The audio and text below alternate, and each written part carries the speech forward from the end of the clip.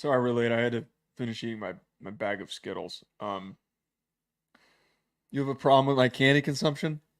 I don't have an issue with it because I'm glad that something I brought into the home for us to share is actually being shared. Like you're enjoying it, which makes me happy. Like because Is that a shot? no, it's not a shot. It's not a shot. You've definitely Feels like a enjoyed shot. the toilet paper I've brought into the home and I the borrowed a couple dishwasher rolls and I pod. returned. I returned the rolls that I took. But when I was back in Virginia last week, Uh-huh. my mom gave me some candy bags for trick or treaters because she knows I'm not going to go out and buy them for these little bastards running around knocking on my door. And I just put them on the island, or actually underneath on a shelf in the island. And I guess I forgot this since our 3 years not living together.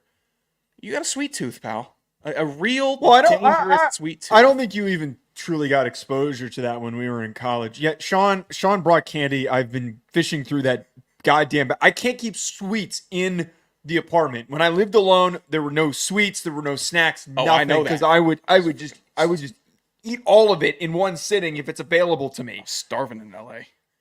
There was a convenience store you could have walked to. I also took you to a sandwich place that had some very fat sandwiches. I ate beers in your apartment. That was my lunch and You dinner. were perfectly fine. You were sustainable. You were alive. Up, Rax in the chat. Yeah, it's probably my biggest downfall. Since you've brought this bag in, I then proceeded to go buy my own bag of Sour Patch Kids, trying to be polite.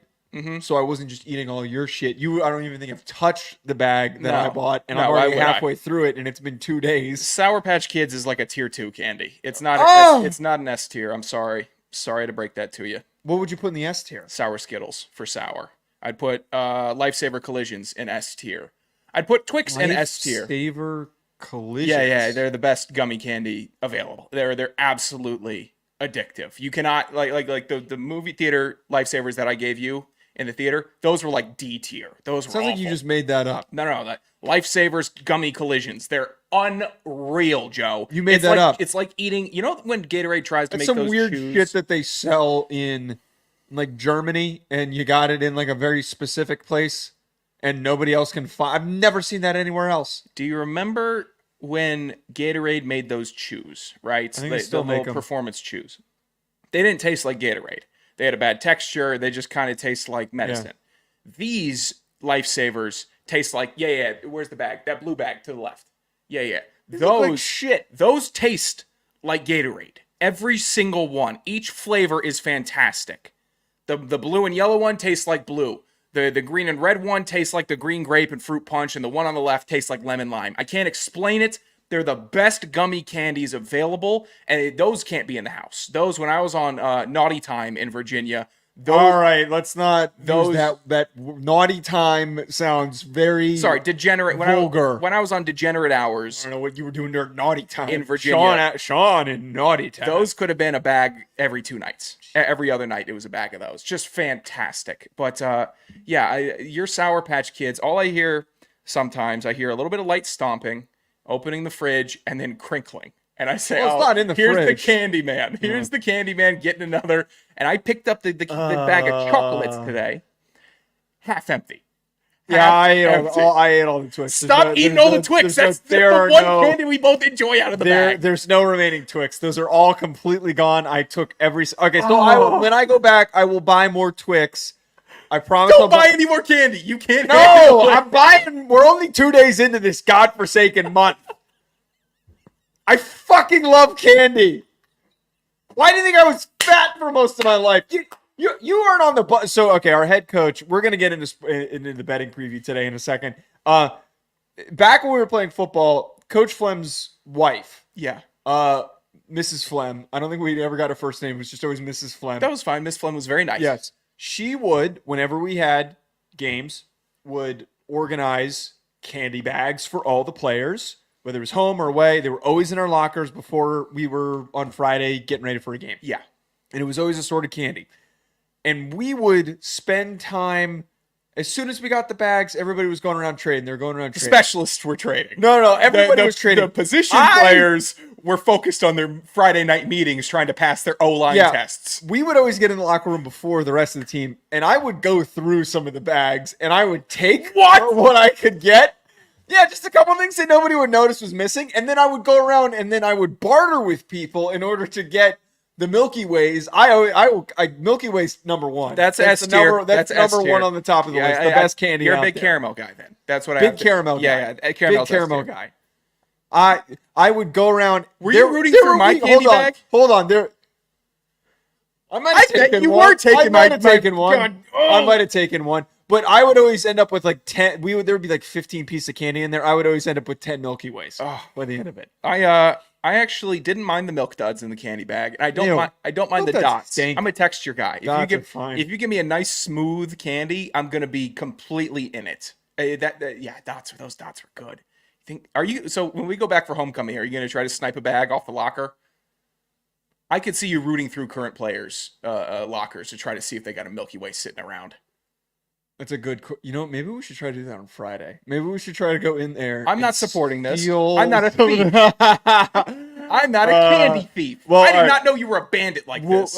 Friday, I am going to go buy some candy corn, and I will get you some Twix. I will get some fun-sized Twix. You don't need to buy candy corn. I'm not going to. No, I want the candy corn's for me. You're not touching that candy corn. The candy corn's mine. Oh God! You know what?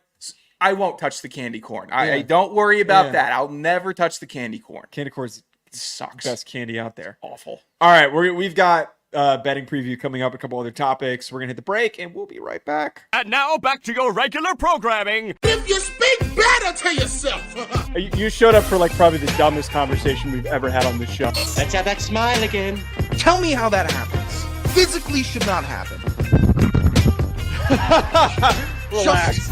If you say Give me as well. 3 times a day, God will line it up. He's just an absolute hack, and he gets his ass kicked by the teammates every week. It's just terrible.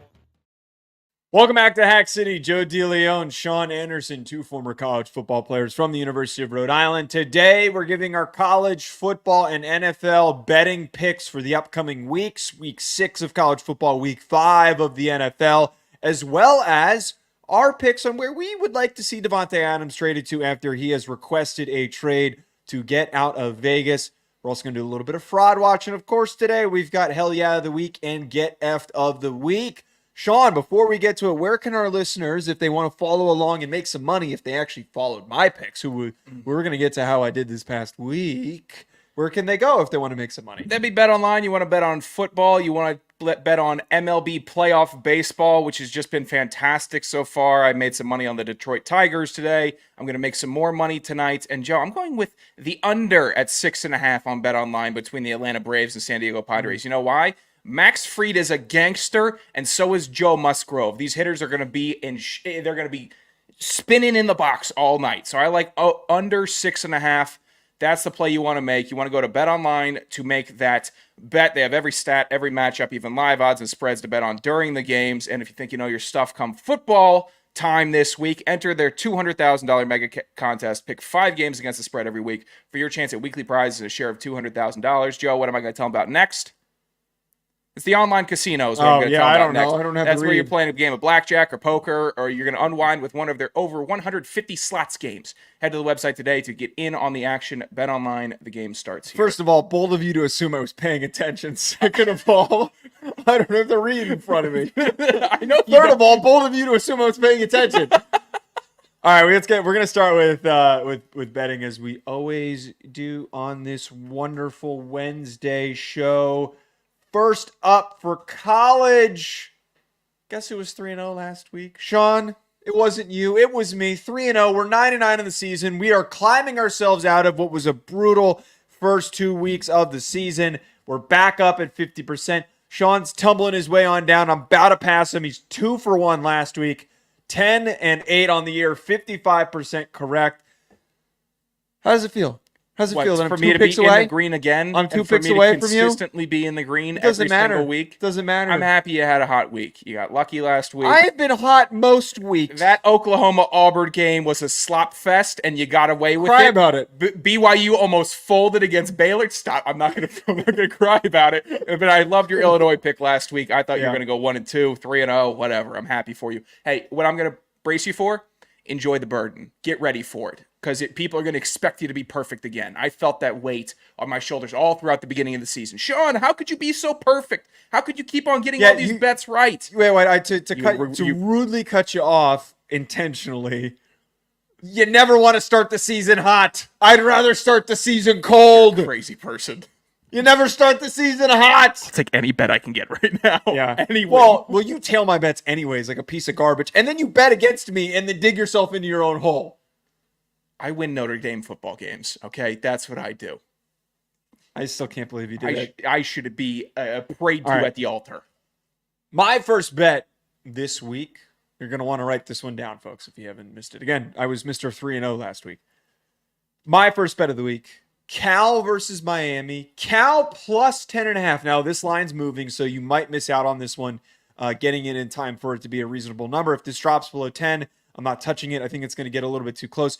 But there are so many things that are working against Miami in this situation. I think Miami wins the football game, but we're talking about one, Cal being the most turnover successful team in the country with 10 interceptions this year.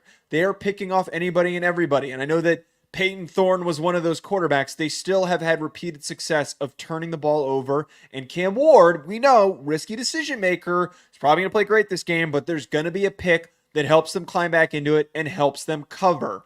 On top of this, 10:30 Eastern time, body clock kickoff for this Miami squad.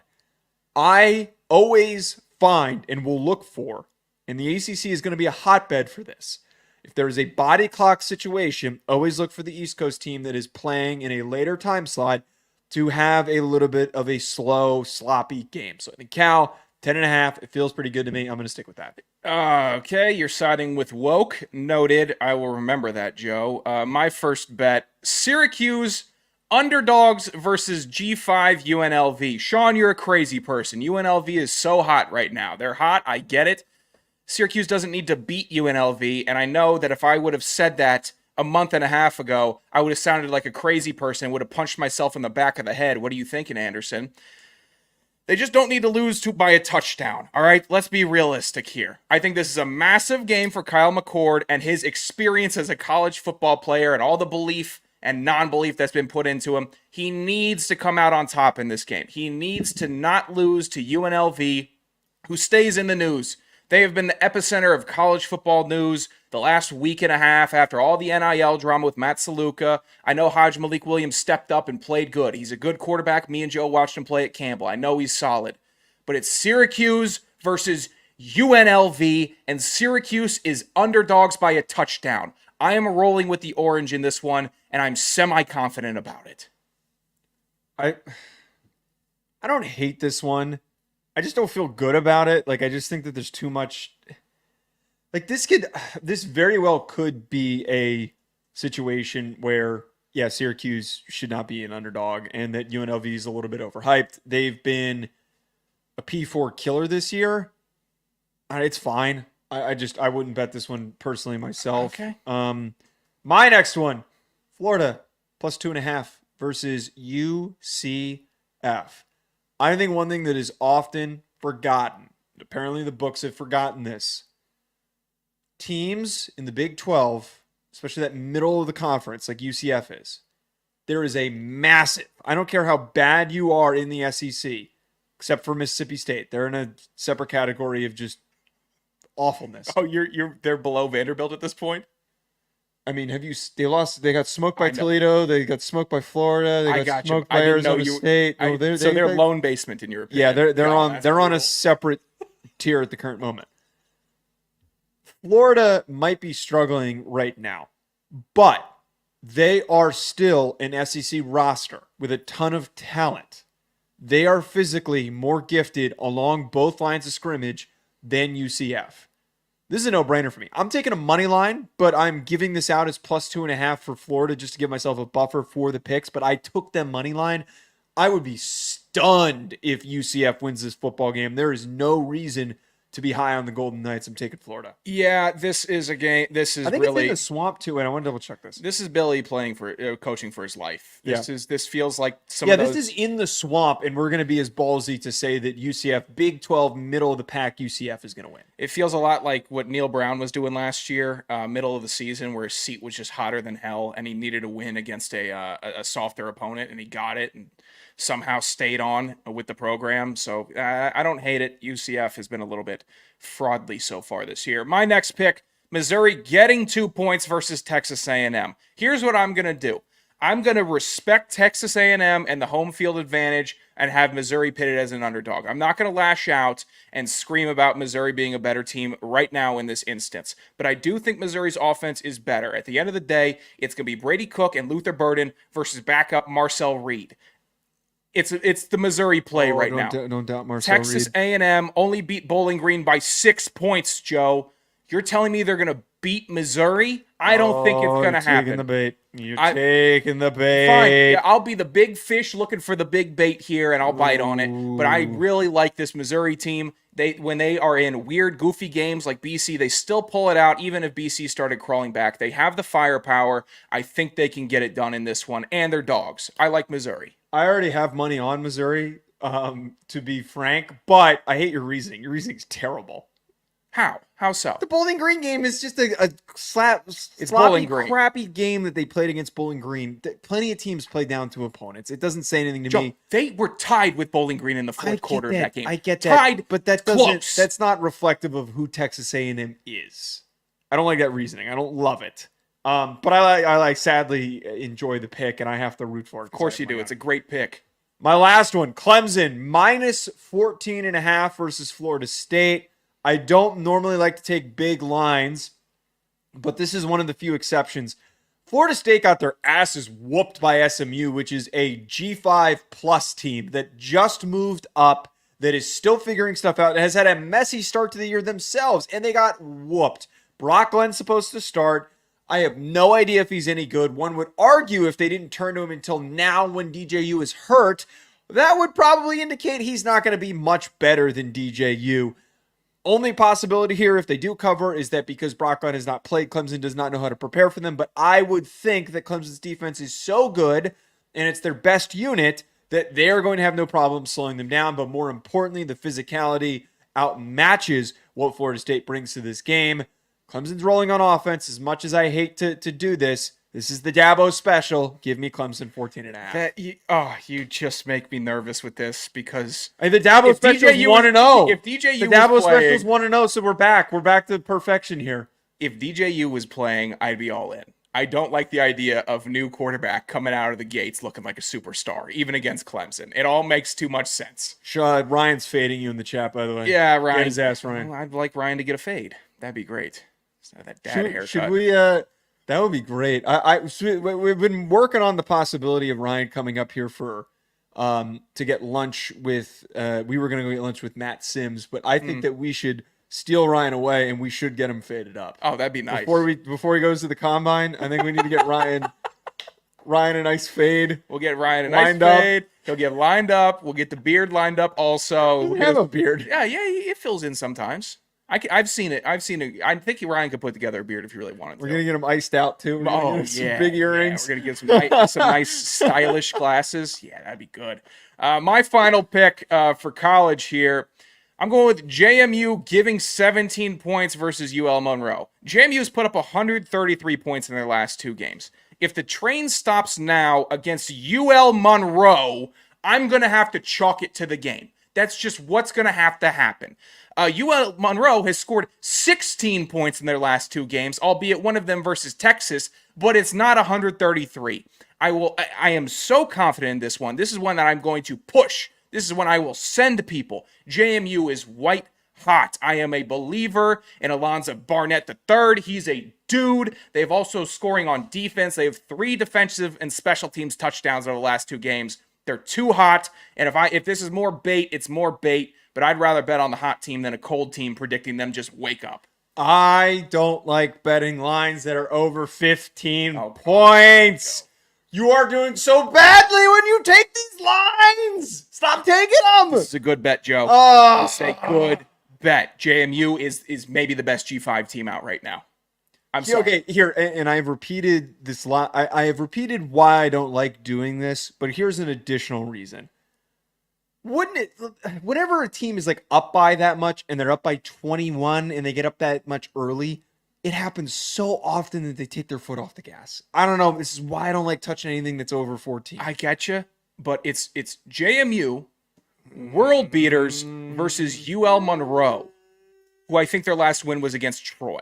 Congratulations. It's not beating UNC. It's not putting up 63 against Ball State, who are victims. I know Ball State's tragic. Jumping to the NFL, our week 5 betting picks that we have for this upcoming week. Gee, I wonder who is currently dominating the standings right now. Who would have thunk it?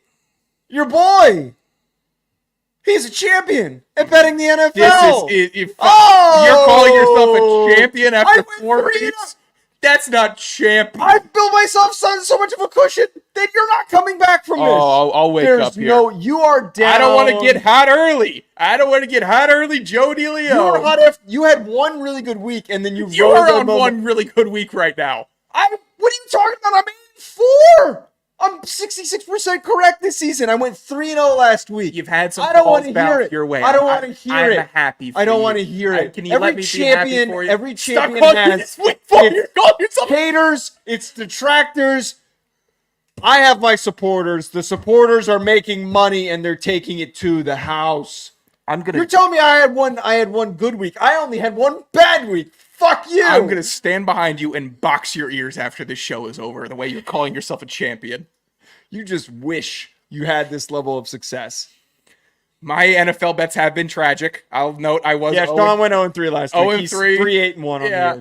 25%. That was really not good. Sean. I'm sorry about that. I know so much about the NFL and I can't bet it. It's literally impossible. It's seemingly impossible. What's tragic is I keep telling myself, like I did week 1, I keep forgetting to tail you like I did on week 1, where I literally bet against you on every single pick, and I was very heavily in the green. You know how miserable this makes me. Me having to show up here and be 0-3. You know this is like gutting. It feels like I have 5 swords in my stomach right now. So happy. My first pick this week: Packers -3 versus the Rams. Jordan Love came back. He threw for a ton of yards. Still had 3 interceptions. Not a great way to finish last week against the Vikings. I think that now that he's starting to get healthy and he's returning to the lineup, that their offense is going to click the way that they did in the second half on various drives. This Rams team is tough to really track the pulse of, but I think that there's enough separation in this situation between this Packers team and this Rams team that I absolutely have to take the Packers to cover. I don't hate it. This is the game where the Packers should have brought Jordan Love back. They should have given Willis one more opportunity just to lose to the Vikings, get it out of the way. He would have been healthier in this game and more ready and prepared, but if you felt like trial by fire was the method, so be it. Packers giving 3. It's not a bad bet. It's not atrocious. I don't mind it, Joe. He'll probably win that one, and I'm rooting for it. I'll bet on it in my own personal life to make No. My first bet here. You can't reverse tail me. You can't. With your I'll bad mush it. Hey, champion, juice, Mr. Champion. You How can't about I bring mush your it bad up? juice to this. You don't know how much mush I'm gonna put on this week. My first bet, piece of shit. Ravens giving 2.5 versus the Cincinnati Bengals. The Ravens showed how much of a wagon that they can be. The Bengals got away with one against Carolina. It's Carolina.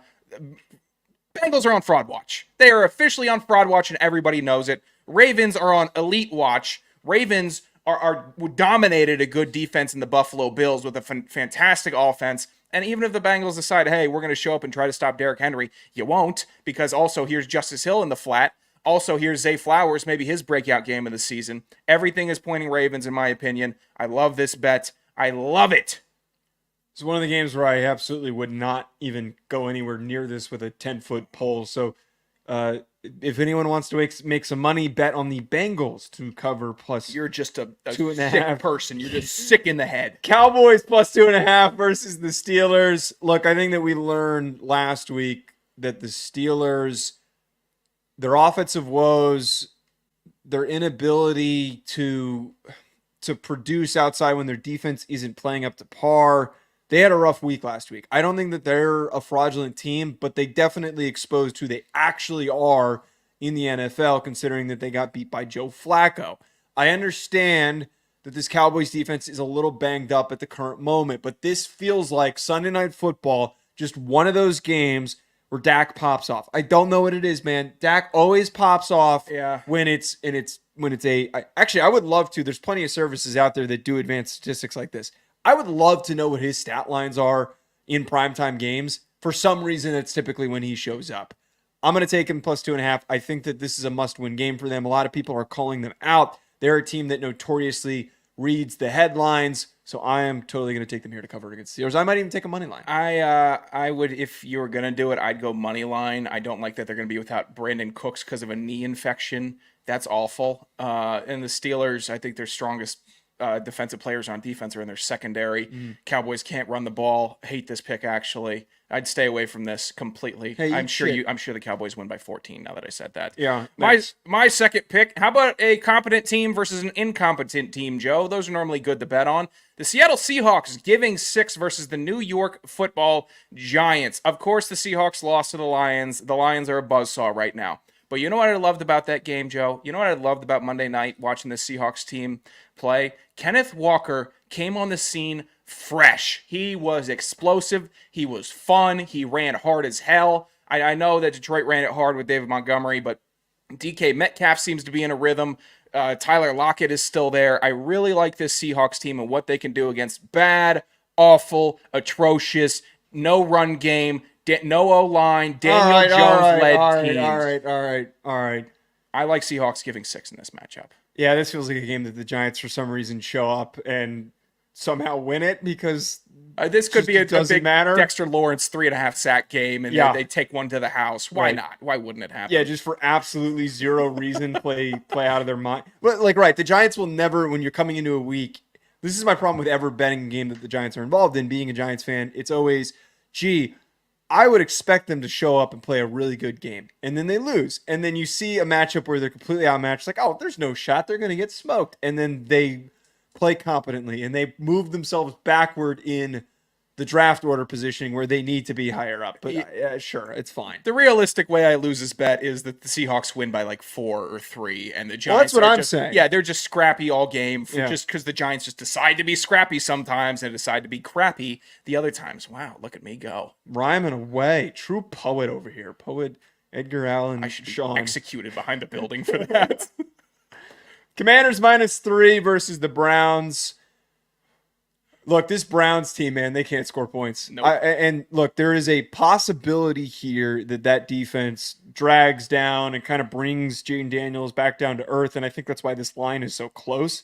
There's a strong chance that does happen. However, I'm banking on this offense being so good, and I just feel like what's kind of killing them right now, if your defense is on the field too long, at a certain point, it's going to give way to a touchdown or two. I think the Commanders can cover this pretty easily. I love this bet, and I hate it for the same reason, because as you are an NFC East follower and you have a team in that division where you are a fan of, you know that the Commanders and Washington football team and Washington Redskins have an issue when they start finding success, and they would love to drop a weird one versus the Browns after being the belle of the ball this week. All the ESPN, everywhere that's reporting on football has the Commanders as the hot team, and they're in the high power rankings, which is great to see, but I know the pain that this team can cause. I still like the bet just because the Browns and their offense is so stagnant and inept. My final pick here. Well, I pissed off Ryan because I said that Edgar Allan Poe was a poet. Am I crazy? Yeah, he was a poet. Why is Ryan blasting me for this? He was a poet. I don't know. Why is he making it seem like I made that up? What was he then, Ryan? Is he just upset that you went with Poe and then went right to poet and didn't? Well, I said Edgar Allan Sean is what I called you when you were yelling. You didn't hear me. He wasn't a poet. Was he just a writer?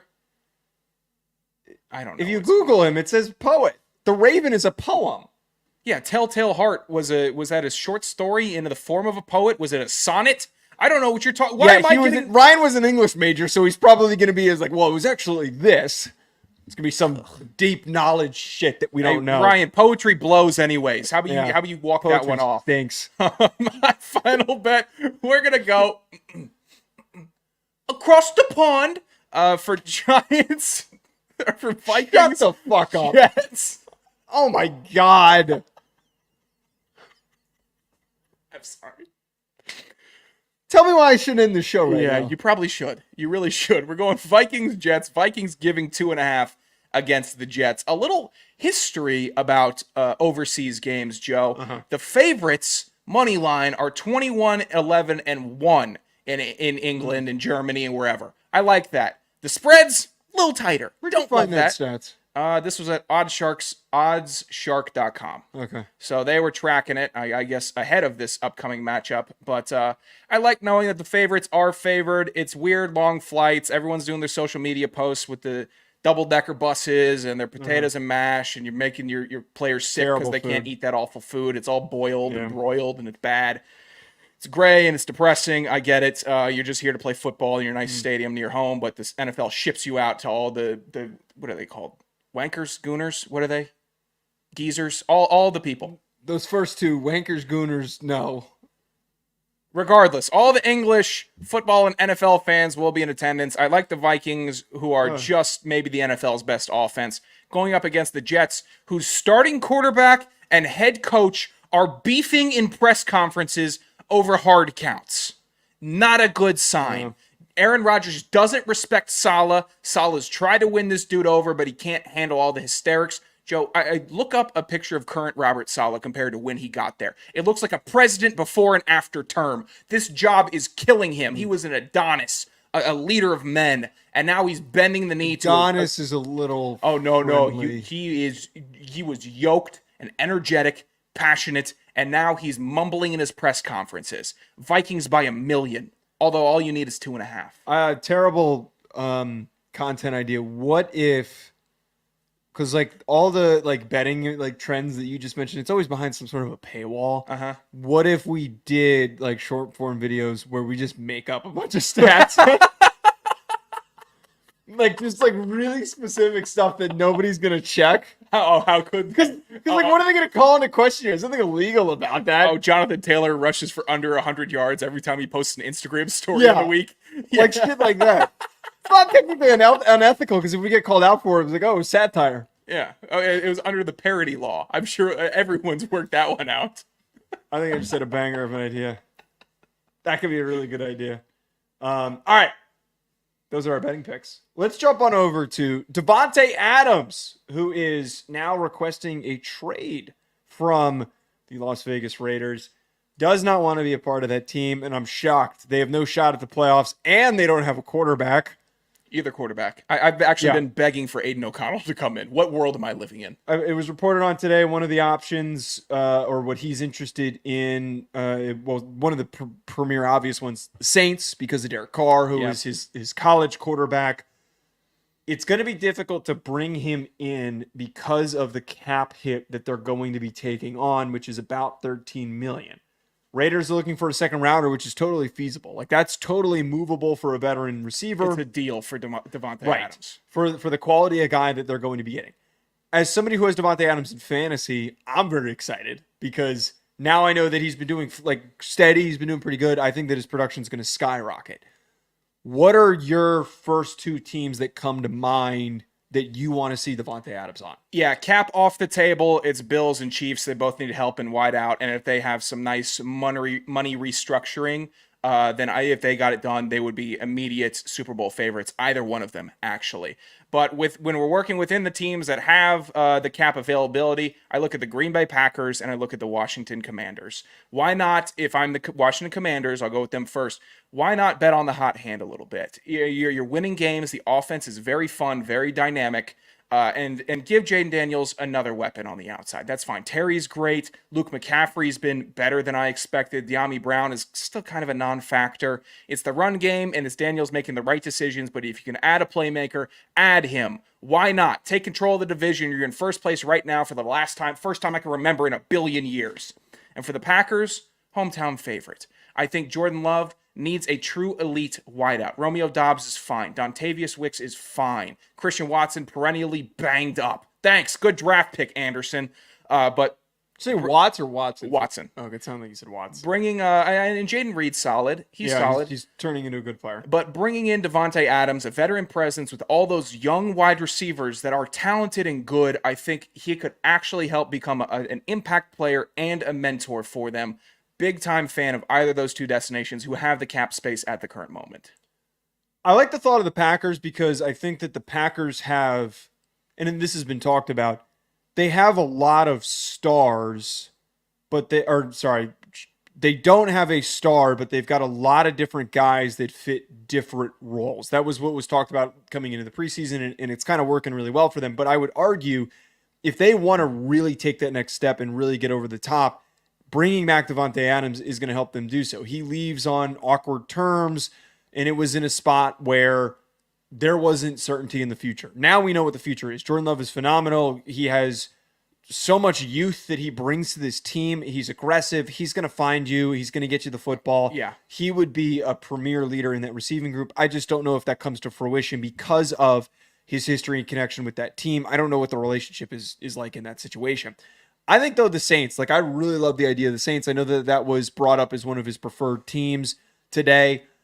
I love the idea of him returning and playing with Derek Carr. I forget what his production was when he was playing with Derek Carr for that one season. I think 2 years ago he was an All-Pro. Maybe two. I think he got an All-Pro bid in Vegas, if I'm remembering correctly. I think Pro Football Talk added that into one of their articles about him. But he did find good success and great numbers in Vegas, especially when Derek Carr had that insane start to the year where he was just chucking it up to everybody. Yeah, he had that one season 100 receptions for 1,500 yards and 14 touchdowns.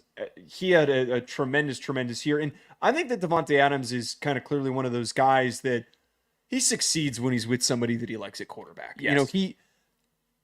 He falls into, and I know some people might not want to admit this, but he falls into the category of the Odells, the Stephon Diggs, the DeAndre Hopkins of the world, that they don't like the quarterback. They kind of get pissy. They throw a fit. It's the superstar receiver mentality. It's just a position where, I don't think any position group when we played in college had more walk-offs off of practices than the receiver position. It is a position that typically when you're not getting the ball, you get frustrated, which is why you need to have a good relationship with the quarterback. So him going back to the Jets, I don't know if that can come to fruition. I think that would be really hard. Plus it's, Jets have $16 million available right now. Oh, so maybe that one could make sense. That's the second one that I would push. What about the big Mike Williams signing where they got him to come with a big sandwich in the offseason? Hey, man, don't shit on the Taylor ham, egg and cheese that got him to sign. I wasn't, but where's that production? Rodgers is only going to throw to Allen Lazard and maybe Davante Adams. So if you want it to work, maybe ship off Garrett Wilson, clear up some more space. I don't know what they're doing in New York. I love God, man, you're trying to get rid of Garrett Wilson as their best young player. I really love the idea, though, of him coming back and playing with Derek Carr because there's clearly a connection when they get to play with one another. They've known each other since college. The Saints could be a really strong team this year. They lack stars. Chris Olave, I saw today, as the best receiver in the NFL in terms of creating separation. So he's been good and his production has been improving, but they need somebody, man. There's just Raheem Shaheed is fun. That's great, but we need something more. What about Taysom Hill? You don't think Taysom Hill is a star? So sick of him. I was going to call him a word, but I'm not going to do it. You and me are going to throw a party when he retires. We're going to rent. Yeah. We're going to get a section in the club, and we're going to get bottle service. And every time the bottle comes out, it's going to say F Taysom Hill. Because I just hate him. He's a player that I've grown to really despise, especially because nobody can stop this goofball from running the rock. Nobody. Considering that's one of their few options, they really do need to go get somebody. Out of any of the teams that we're bringing up, Commanders feels weird that you brought them up now that you say that. And Ryan said that your picks stink, by the way, if you didn't see that. I can't think of another team that's in a better position to win their division that is clearly the weakest at receiver. In more of a desperate situation to need a receiver, because the Packers, have it figured out and they're working with what they got and it works for the way that they're trying to play offense. The Jets do have Garrett Wilson and Mike Williams. Cowboys, they're out of this apparently. They still have CeeDee Lamb and an aging Brandon Cooks. Like they feel like they all have something to turn to. How frustrating. Saints don't have that. How frustrating are the Cowboys? I know that the Saints, that I don't would think be they a real... have money to go get him. Oh, no. They got the money. I'm seeing right now they got 23 million per over the cap. That's where I'm getting my cap information from, everybody. I'm not sitting here doing the Ryan Poles bit where I'm making my own caps and playing GM in my spare time. The Cowboys fans should be legitimately furious with their organization. Sending Dak Prescott, who you just paid out there with all that money. If you were going to say, Dak Prescott, we're not going to pay you, we're going to make a prove-it year for you, and you have to go out and make all your wide receivers better, and you're going to have to win us a bunch of games, and then we pay you, maybe I'd understand the direction. But you paid him. You paid CeeDee Lamb. You didn't bring in a running back. You don't draft that well, so at least on the defense. You're getting picked apart. Why not make a play for Davante Adams and actually have a team that can compete in the NFC East? Or else they're just going to be 8-8 this year. 8-9. It makes too much sense. Cowboys fans should be absolutely livid with the direction that ownership and their GM and everybody is making with the team. Good enough isn't good enough in the NFL. You need to make legitimate strides to be great at every opportunity. Good teams become great teams when they're opportunistic, when they see something that can improve, where they can improve at and build off it and make the actual play. Sometimes it fails, sure, but for the most part, you will get respect from the fan base for making the effort. Cowboys fans should be pissed. All right, let's make a quick game of this for a quick 5 minutes before we wrap up with Hell Yeah the Week and get after the week. Who of the remaining undefeated college football, actually not undefeated, but you kind of... I picked one from each conference, two from the SEC. Okay, Sean put his hand into a bag and pulled out a bunch of random names, and we're going to do fraud watch for these random They're teams. current number one on the standings in each of the conferences. Okay, it took me a second to kind of figure out. I was like, okay, this list of teams, we're going to gauge who is the most on fraud watch. We each get one pick, and we're going to each make our argument here. The teams that Sean has listed here: 3-1 Clemson, 5-0 BYU, 5-0 Indiana, 4-1 Texas A&M, 4-0 Missouri. Who are you taking? I'm taking 5-0 BYU. I know they had a spectacular win against a very feisty Kansas State team. You just hate Mormons. That was what a crazy shout to put out on a podcast. Oh my God. I'm obviously joking. I think BYU had a fantastic win against Kansas State. They shut Avery Johnson down. They got their offense rolling. I like Kalani Sitake as a coach. I really liked him, especially because when I was working at Sirius, his press conferences were always readily available and easy to cut. It was nice. You get all. By the way, this is always something that you randomly bring up that nobody understands except for me.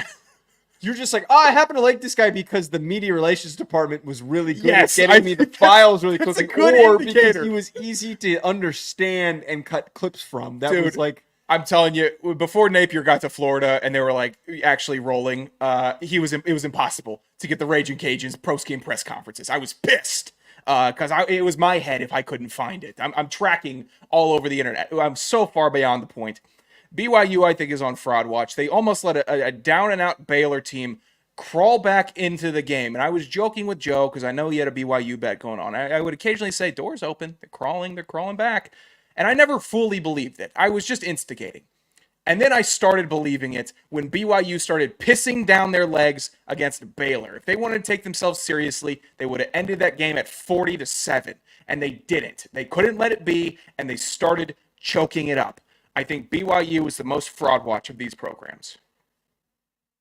I don't hate that because, yes, there's truth to this. BYU is the least proven. The win that they had against Kansas State was incredibly impressive. It was very, very impressive the way that they played. They showed that at home, they are always consistently a tough out. It is one of the hardest places to play in the country. But the way that they played against Baylor kind of brought us back down to earth that, hey, this team has flaws. They played really sloppy in the second half. If you can't finish an opponent like Baylor, it's problematic. It's an issue. It's a sign of down the line, you're not going to be able to hold a lead against tougher opponents. And Baylor is one of the worst teams in the Big 12. I don't know if I'm going to go with that direction, though. I'm going to go with Missouri. I think that Missouri, offensively, something hasn't been there. Something hasn't been clicking. People keep pointing out, Missouri fans keep pointing out, Luther Burden, Theo Weiss, they haven't been playing the offense that much in the beginning games. They've been pulling them out in multiple halves. That's why their stats aren't that good. It just hasn't felt like, to this point, against Vanderbilt and against Boston College, their two tougher games, that they are playing up to the expectation. That was supposed to be their backbone. Their defense was supposed to be reloading because they lost so much. They lost Blake Baker. But inversely, what we've seen is the defense has been phenomenal, and Brady Cook has come back down to earth for who he really is. I just can't get in on Missouri. That some people, I understand their schedule's really easy, and they could end up being a playoff team for that reason. I can't get behind them in the long term being like a legit contender. They're going to be probably the most fraudulent playoff teams if it wasn't for, or because of their schedule. Yeah, I mean, if they roll Texas A&M, their next big test is Alabama. Pardon me. Their next big test the next week after is UMass. And then they go to UMass. You want to go to that game? Seriously, you want to go? Well, that's during one of the craziest college football weekends of the year. I would totally go. If that was this weekend, I would say let's drive up. I think Missouri will fall to Alabama. They're going to have a tricky one against Oklahoma. They close out with Arkansas. Those games are always nutso. But the path is there for them to continue. Maybe they roll. Maybe they get ahead. I think Texas A&M, a little more fraud watch than Missouri. I mean, that loss to Notre Dame was embarrassing. They should have smoked those dudes. All right. We both watched that. Settle game, brother. This game this week actually is going to determine who is more fraudulent between Missouri and Texas A&M, I believe. And then we'll have a good answer to that question. A lot of emphasis on that A that you just threw in there. Answer. I'm sorry. I don't mean to call you out for that. I just wasn't ready for that. That was a lot of emphasis on that. You know what? I was getting hair of the teeth tweets this week also. Don't think stupid shit. I had a flub. It happens. You called a javelin a javelin. When? Give me a break earlier in the season. I make less flubs than I used to because I've practiced at this. I'm happy for you, buddy. All right, let's get the hell yeah of the week. This is the Hack City Hell Yeah of the Week. Cue the lasers. My hell yeah of the week that I have, I saw this on TikTok. It was a tweet, and then it was a string of responses to the tweet. It was in line with, and let me just pull it up really quickly.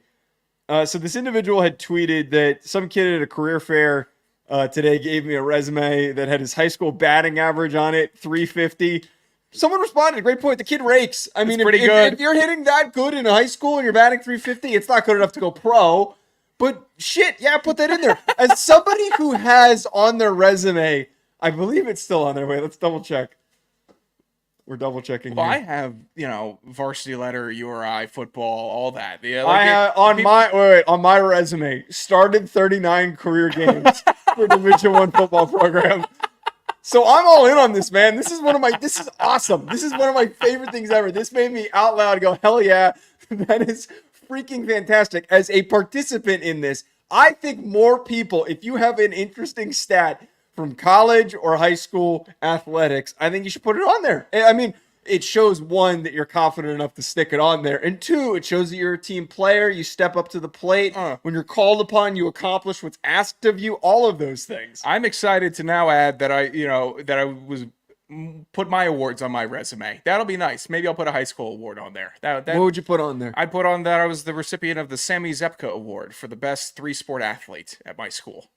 No one's going to know what that is. Yeah, maybe they won't, but it's going to be on there in support of athletes saying, this is what I can do for your company. I can play football, basketball, and baseball against 17 and 18-year-olds, and I can do it well. My hell yeah of the week, Joe. Yeah, that was a good one. The Utah Jazz came out this week with a nice post following the footsteps of GOAT, legend, Godfather, Arthur Blank. Oh, no, here comes the Arthur Blank glazing. It is. I will happily glaze Arthur Blank until I die. But the Utah Jazz decided to add at all home games this year their fan-friendly concessions. Dasani bottle of water, $2. That I can get behind. Listen to these $3 menu items: box of popcorn, nachos, hot dogs, Far's ice cream. This is fantastic. Once all of these other dunderhead owners, these dopes, realize the fans are going to be happy if they don't feel like they're getting taken advantage of every time they try to buy a box of popcorn, every time they try to get a dog and it's $8. They want a thing of chicken strips and it's $16. They don't like that. They like nice fan-friendly concessions.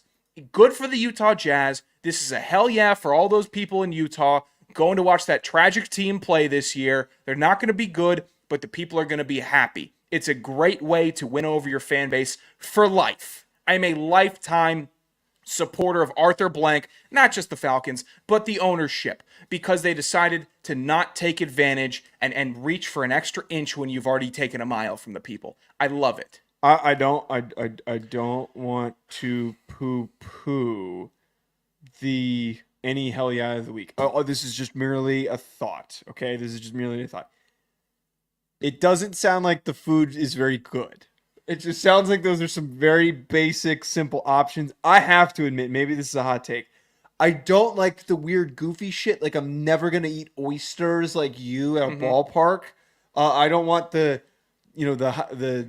hot dog in a donut, covered in ice cream. Sure. I don't want to eat that shit. I'm with you. But I don't mind spending $17 because there's something unique and really good, like a cool, interesting sandwich. Like, for example, Dodger Stadium, I forget how much it was, but they had like a pulled, I forget what it was. It was a burnt end nachos that they had that came in like in a helmet, and it was a pretty big thing. And I want to say it was like $15 something. It was on the more expensive end.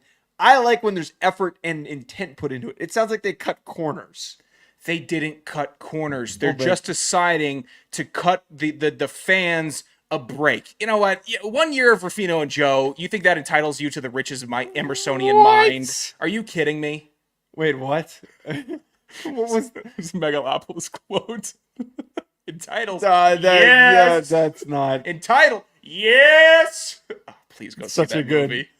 What did I wait? I sent you Foghorn Leghorn. Yeah. Progressively sounds more. That I think actually was the winner over Go Back to the Club, and him just repeatedly getting a louder Foghorn Can we Leghorn. put that on the board? We don't have a board, but can we? That needs to be on. Yes. The board. And that other. What was the voice that I sent you this week? That was Oh shit! What was that one? I'm not gonna try to repeat it. But it was really funny, and it would be really good for the board. All right.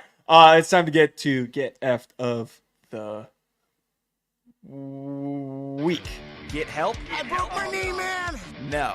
Get effed. Hi, sup, son? It's the Hack City Get Effed of the Week. My get effed of the week this week, Sean, goes to Kurt Benkart. Thank you for directing me to include him. I respect the hustle on his part for being active in the content creation game. But God, he says some annoying things sometimes. I'm not in the full camp of some other people where they're just like, this guy's an asshole. He's a piece of shit. Fuck this guy. He's a backup quarterback. Oh, he didn't play. He still played more football than most of you mouth breathers. The thing that he said this week, though, that he got rightfully dunked on. When you say things, and I've been one of these people, I've gotten dunked on plenty of times. When you get dunked on, you get effed, you take the L, you move on. Just got to wear it. He's doubling down a little bit too hard. I went through his tweets, and there's like 4 in relation to this. He tweeted on Monday night, I actually hate watching Tyler Lockett play football. Like, what?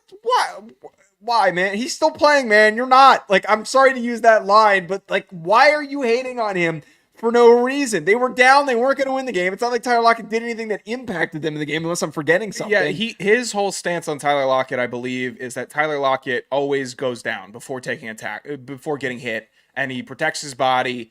But the inverse is Tyler Lockett consistently makes catches of the year in the end zone. He is consistently like the best contortionist in the NFL and one of the most underappreciated wide receivers. The one thing the NFL community will always rally behind is a quirked up small wide receiver that makes fantastic plays. You can't go after those dudes. It's like going after a big running back or fullbacks. People will just defend them like their lives depend on it, and then they'll start, I'm sure there's more to this that you have to divulge, but they'll start clipping you, and they'll start doing, posting things of what you're currently doing on their Twitters. Yeah, not a good look, Kurt. Let's be a little more positive. Just be a little bit more positive. If someone actually stinks, I don't think it's fine dishing out criticism. But like that criticism, when a guy's like been so phenomenal, you're in the wrong. There's no way that you're not going to be in the wrong, and there's no way that you're not going to rally people to be pissed off at you for being in the wrong. Your get after the week? My get after the week. Let's bring it on down to an ESPN graphic that came across my dash today. At Joe Key Locomotive, great handle, tweeted, my cousin texted this to me and said, this is one of the most unnecessary graphics I've ever seen. I'll describe this graphic now. It's a picture of the NL MVP race between Shohei Ohtani, who's arguably had one of the best seasons known to mankind, and Francisco Lindor, who had a great year for the Mets. But the number disparity between these two players, Shohei's OPS, 1.036. Lindor, 0.844. Home runs, Shohei, great year, 54 homers. How many did Lindor have? 33. RBIs, Shohei 130, Lindor 91. Stolen bases, Shohei had 59, Lindor had 29, and then win above replacement, a 9.1 for Ohtani and a 7.6 for Lindor. It's not even close. You can't even get away with this graphic. Poor Francisco Lindor, who finally emerged as the superstar player that the New York Mets needed. They traded for him years ago, and there was so much frustration. And this year, he wills this team to the playoffs on his back. And unfortunately, he's going up against the baseball Terminator. Not even kidding. Shohei Ohtani may not be human. He could be robotic. That is like Atomic Bomb versus Coughing Baby. Dude, I would feel so bad. And you know there's delusional Mets fans that are like, oh, they should still give it to Frankie. No. It's all Ohtani. Get off your high horse. It's a really rough graphic for someone that had maybe his best career of the year to go up against that juggernaut of a baseball player. We're gonna close this out in a second, but I had a really just invasive, stupid thought. So like I pulled up the tweet so I could look at it, and I'm logged into the Rufino and Joe Show Twitter, so it's showing that we're live right now on Twitter. Part of me thought that, like, what if we were sharing screen and then I shared screen of us live on Twitter? I wonder what that would look like. You think we would start getting one of those weird visual feedback loops where it started like the... I don't know. Should we test it? Maybe not live. I don't really want to tank that infrastructure. That makes too much sense. All right, at Joe DeLeone, at Sanderson Radio, at Hack City Pod. We're going to be back on Friday, likely at noon. We're going to be back to normal time? Yep, noon. Back at noon on Friday during the lunch break. So grab your sandwiches, go get your takeout, put us on full blast in your cubicle. If anyone tells you to turn it off, you tell them to shut the fuck up and sit down. If you want to call in and give... I thought we were on McAfee rules. What is that show? If you want to leave us a voicemail, did we have any voicemails this week? No, we need voicemails. Hackbag coming back. Voicemail line 201-834-4308. You can curse in the voicemails. I don't care. 201-834-4308. We've really enjoyed doing them. We've had some great voicemails so far this year. Keep it up, and we will be putting out the Hackbag tweet graphic later on this week at Hack City Pod on Twitter. Reply, ask your questions there. Good God, get us out of this mess. Talk to you later.